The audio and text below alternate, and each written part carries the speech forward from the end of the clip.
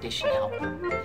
There's a lot of advice floating around the internet about auditions, but most of it has to do with what to wear, the demeanor you want to present, your personality.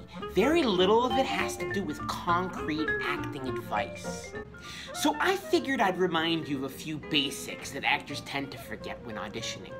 There are 4 basic questions you have to answer. Question number 1, what does my character want? This is the most important question to answer because it's going to motivate the entire monologue. Think about it. Characters don't speak to make small talk, and they don't enter a scene to hang out. They enter because they need something, and they need it bad. Why is my character here? Why is my character speaking? What is it that they're trying to achieve? Once you know the answer to that question, you have an objective, and your entire performance becomes about achieving that objective. Question number 2, what prevents my character from getting what he or she wants? This is what we call the obstacle, and it's important because it makes achieving the objective emotionally difficult. This is what gives the scene its tension or drama. If there's no tension, there's no scene. The audience doesn't like seeing you do something easy. They want to see you struggle and squirm. Life is all about the struggle, and art is all about life. So know your obstacles and let them get in your way. Question number 3. What does your character do to overcome the obstacles? This is what we call actions or tactics, and they are the building blocks of your performance. It's what your character does to overcome the obstacles and achieve the objective. They're stated in active verb forms, and they're what we do to someone else, not in a physical way, like to hit or to kick, but in what we call a psychophysical way.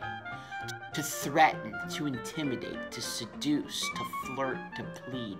These are only a few of them. There are hundreds of actions you can play. Your job is to read the monologue and figure out what your character is doing with the playwright's words to get what they want. And the action is the whole performance.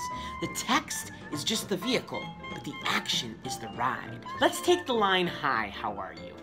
You might be saying, "Hi, how are you?" Or you might be saying, "Hi, how are you?" These are the choices you make that change the whole game. Your monologue should have at least 3 or 4 different actions. Changing actions throughout is what gives the monologue its variance and prevents it from being a one-note performance. So change it up. Give the monologue some shape. Finally, question number 4.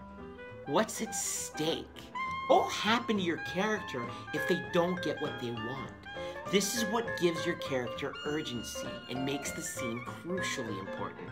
Something vitally important has to be on the line for your character, or your scene is going to be dead. It has to either be life or death, or as close to life and death as you can come. Your eternal happiness, your dignity as a human being, or the life of a loved one. If your scene is boring and has no urgency, it's because the stakes are too low. And so you need to raise the stakes and fight for something more important to you. These are the 4 basic questions you need to answer when preparing your monologue. You can find the answers to these questions by reading the entire play. You need to know the play really, really well. Don't ever perform a monologue without reading the play at least 5 or 6 times. Or visit me at www.theauditionhelper.com. We can do a 1-hour video conferencing session, and I can help you answer all of these questions and show you how to put them into your performance. Just 1 session will make all the difference. I guarantee it. So that's it for now. Break a leg on your next audition, and remember, don't just do the monologue, do the work. Thanks for watching. Go get your dream role.